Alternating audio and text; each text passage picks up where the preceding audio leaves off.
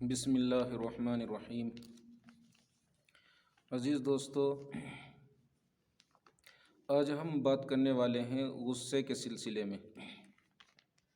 کہ انسان کو غصہ کرنا چاہیے یا نہیں کرنا چاہیے اور کتنا کرنا چاہیے۔ تو دوستو، سب سے پہلے تو اگر ہم دیکھیں کہ رسول اللہ صلی اللہ علیہ وسلم کی ہمیں جو ہے متعدد احادیث مل جائیں گی جس میں رسول اللہ صلی اللہ علیہ وسلم نے یہ ترغیب دی ہے کہ غصہ نہیں کرنا چاہیے، لیکن اس کا مقصد اور مطلب بالکل یہ نہیں ہے کہ آپ کو کسی موقع پر بھی نہیں کرنا چاہیے، چونکہ عام طور سے ہم لوگ دیکھتے ہیں کہ ہم بے موقع غصہ ہو جاتے ہیں اور غصہ کرنے کے بعد میں جو ہے نفرتیں پیدا ہو جاتی ہیں ایک دوسرے کے درمیان، اور تعلق قطع ہو جاتے ہیں، ختم ہو جاتے ہیں، جو کہ ہمارے لیے جو ہے آخرت کو برباد کرنے کا سبب بن جاتا ہے۔ رسول اللہ صلی اللہ علیہ وسلم نے ارشاد فرمایا، لا يدخل الجنت قاطع، جو شخص رشتوں کو توڑنے والا ہوتا ہے، تعلقات کو ختم کرنے والا ہوتا ہے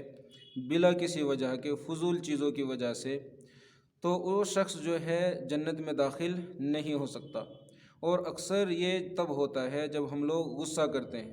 بالکل ہی انسان نہ کرے تو یہ تو مناسب نہیں ہے۔ امام شافعی رحمۃ اللہ تعالی علیہ نے لکھا ہے، جو شخص جو ہے غصہ نہ کرے غلط چیز کو دیکھ کر، ناحق چیز کو دیکھ کر، غلط کام کرتے ہوئے کسی شخص کو دیکھ کر یا غلط کام کو دیکھ کر، تو وہ شخص جو ہے وہ گدھا ہے، بیوقوف ہے۔ تو دوستو، اس کا مقصد یہ ہوا کہ غصہ بھی اللہ تبارک و تعالیٰ کی ایک نعمت ہے، لیکن ہمیں اسے کتنا کرنا چاہیے اور کب کرنا چاہیے۔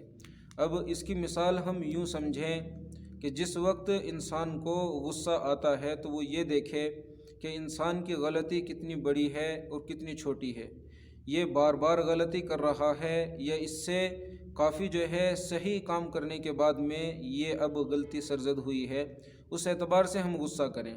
غصہ نہ تو ایسا ہونا چاہیے کہ ہمیں جلدی سے آ جائے اور جو ہے بہت دیر میں جائے، بلکہ ایسا غصہ ہونا چاہیے کہ ہمیں دیر میں آئے اور جلدی چلا جائے۔ غصے کے بھی جو ہیں درجات ہوتے ہیں، عام طور سے بہت سے لوگ ایسے ہوتے ہیں کہ بہت جلد غصہ آ جاتا ہے انہیں، ناراض ہو جاتے ہیں، غصہ کر لیتے ہیں اور جو ہے کافی دنوں تک جو ہے وہ غصہ رہتے ہیں۔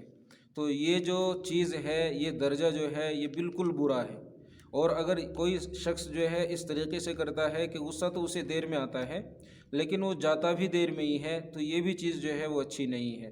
بلکہ انسان کو غصہ جو ہے جب اس کی حد پار ہو جائے سامنے والے کی اور انسان کو لگے کہ بغیر غصے کے یہاں کام نہیں چلنے والا ہے، تو تب اسے غصہ آئے، یعنی دیر میں غصہ آئے، اور جب وہ کام حل ہو جائے، اس کا جو ہے مسئلے کا حل نکل جائے، وہ کام جو ہے درست ہو جائے وہ کام،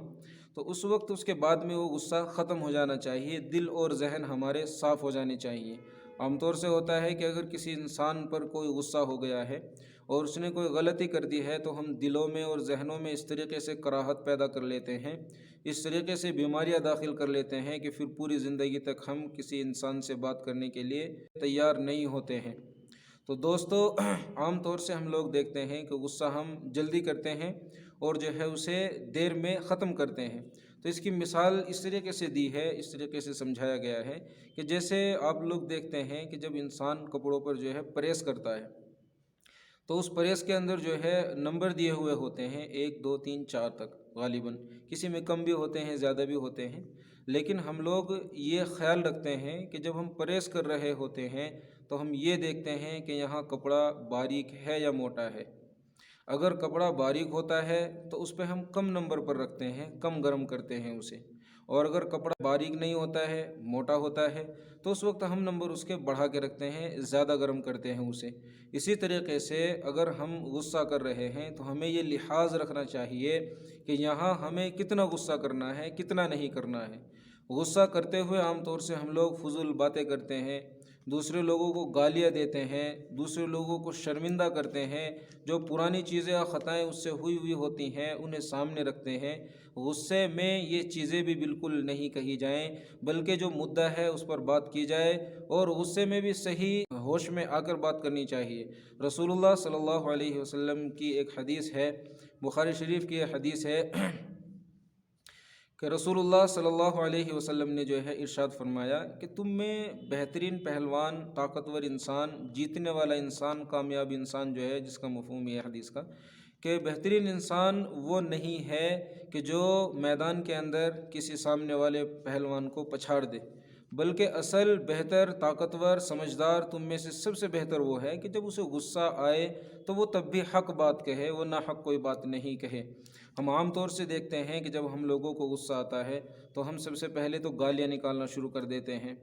اور پھر اس کے بعد میں اگر اس سے کوئی خطا ہوئی ہوتی ہے پرانی، انہیں ہم جو ہے سامنے رکھنا شروع کر دیتے ہیں۔ اگر ہم نے ان کے اوپر کوئی احسان کیا ہوا ہوتا ہے تو ہم ان احسان کو جتلانا شروع کر دیتے ہیں۔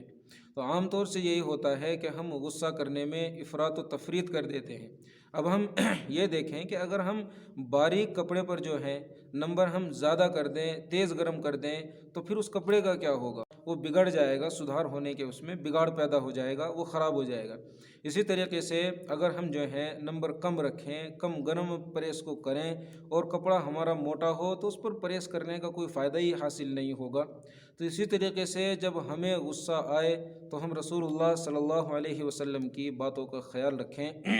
کہ آپ صلی اللہ علیہ وسلم نے کس طریقے سے غصے سے جو ہے منع فرمایا ہے، اور جہاں آپ صلی اللہ علیہ وسلم اسلام کے خلاف کوئی بات دیکھتے تھے، آپ کا چہرہ جو ہے، چہرہ مبارک، وہ لال ہو جایا کرتا تھا۔ تو اگر ہم کہیں ناحق بات دیکھیں، کسی پر ظلم ہوتے ہوئے دیکھیں، تو اس میں تو ہم کوشش یہی کریں کہ جتنا بھی ہو سکے، جس اعتبار سے ہمیں اگر لگ رہا ہے کہ یہاں تھوڑا غصہ کر کے کام چلنے والا ہے یا زیادہ غصہ کر کے کام چلنے والا ہے، تو اس اعتبار سے ہمیں غصے کا بھی اظہار کرنا چاہیے۔ لیکن ان چیزوں کا خیال رکھا جائے کہ ہم اس میں زبان کو بے لگام نہ کر دیں۔ زبان کے بارے میں بہت ساری آفتیں جو ہیں انسان کے اوپر آتی ہیں۔ اکثر لوگ جو جہنم میں جاتے ہیں وہ زبان ہی کے اعتبار سے جاتے ہیں۔ زبان اللہ تبارک و تعالیٰ نے ایک ایسی نعمت دی ہے کہ انسان سب سے پہلے جو اظہار کرتا ہے اللہ کی وحدانیت کا، تو وہ زبان ہی سے اس کا اظہار کرتا ہے۔ لیکن اس کا جو میدان ہے وہ تھوڑا سا جو ہے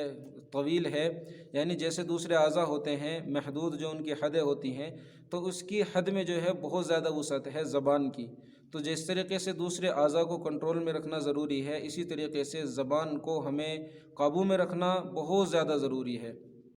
جیسے کہ عبداللہ ابن سفیان رضی اللہ تعالیٰ عنہ نے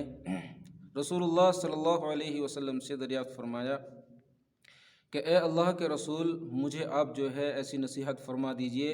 کہ اس کے بعد مجھے نصیحت کی ضرورت نہ رہے۔ تو رسول اللہ صلی اللہ علیہ وسلم نے ارشاد فرمایا کہ تو یہ کہہ کہ میں اللہ تعالیٰ پر ایمان لاتا ہوں، ایمان رکھتا ہوں،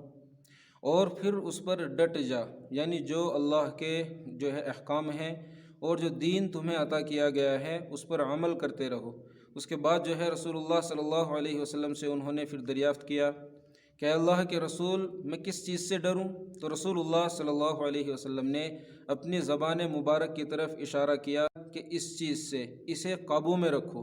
اسی طریقے سے ہم دوسری حدیثیں دیکھیں گے تو ان میں بھی ملے گا، ایک صحابی رضی اللہ تعالیٰ عنہ نے رسول اللہ صلی اللہ علیہ وسلم سے جو ہے یہ عرض کیا، دریافت کیا کہ اے اللہ کے رسول، نجات کس چیز میں ہے؟ تو رسول اللہ صلی اللہ علیہ وسلم نے ارشاد فرمایا کہ زبان کو قابو میں رکھو، یعنی جب زبان قابو میں رہتی ہے تو انسان دنیا کی آفتوں سے بھی محفوظ رہتا ہے، اور جو ہے فضول گوئی سے، نافرمانی سے، اور زبان کی زیادتی سے بھی بچ جاتا ہے۔ دوسری چیز رسول اللہ صلی اللہ علیہ وسلم نے یہ ارشاد فرمائی کہ اپنے گھر کو کافی سمجھو۔ اگر آپ کے پاس خالی وقت ہے تو آپ اپنے گھر میں رہ کر اللہ کی عبادت کریں۔ یہ فرض نماز کے وقت نہیں، جیسے اگر خالی وقت ہے، نماز کا وقت نہیں ہے، اللہ کا ذکر کریں، اپنے بچوں کے ساتھ رہیں، اپنے ماں باپ کے ساتھ میں رہیں۔ تو اس سے بہتر ہے کہ آپ گھروں سے باہر نکلیں اور لوگوں کے ساتھ میں جو ہے فضول گوئی کریں، ان سے جو ہے زبان درازی کریں۔ تیسری چیز ارشاد فرمائیں کہ اپنے گناہوں پر آنسو بہاؤ۔ تو ایسے ہی اگر آپ زبان کے بارے میں دیکھیں گے تو رسول اللہ صلی اللہ علیہ وسلم نے جو ہے اس کے بارے میں بھی بہت ساری نصیحتیں ہمیں کی ہے، بہت ساری چیزیں ہمیں بتلائی ہیں کہ زبان کے کیا کیا نقصانات ہیں۔ اور انسان عام طور سے جب اسے غصہ آتا ہے تو وہ زبان درازی پر اتر آتا ہے، وہ یہ نہیں دیکھتا ہے کہ میں کیا کہہ رہا ہوں اور کیا کر رہا ہوں، اور جو میں کر رہا ہوں یا بول رہا ہوں اس کے نقصانات کیا ہیں۔ اور اگر ہم دیکھتے ہیں کہ یہاں غصے کے بغیر کام چل جائے گا، میٹھے انداز میں کام چل جائے گا، نرم لہجے میں کام چل جائے گا، تو ان طریقے سے ہم جو ہے اپنی بات کو بڑھائیں، اپنی بات کو شروع کریں، اپنے بات کو دوسروں کے سامنے رکھیں۔ انشاءاللہ تعالی اس سے آپس میں محبت بھی پیدا ہوگی اور ہم جو ہیں زبان کی زیادتی اور اس کی آفتوں سے بھی محفوظ رہیں گے۔ تو اللہ تبارک و تعالی مجھے بھی اور ناظرین کرام کو بھی عمل کی توفیق عطا فرمائے۔ وما علینا الا البلاغ۔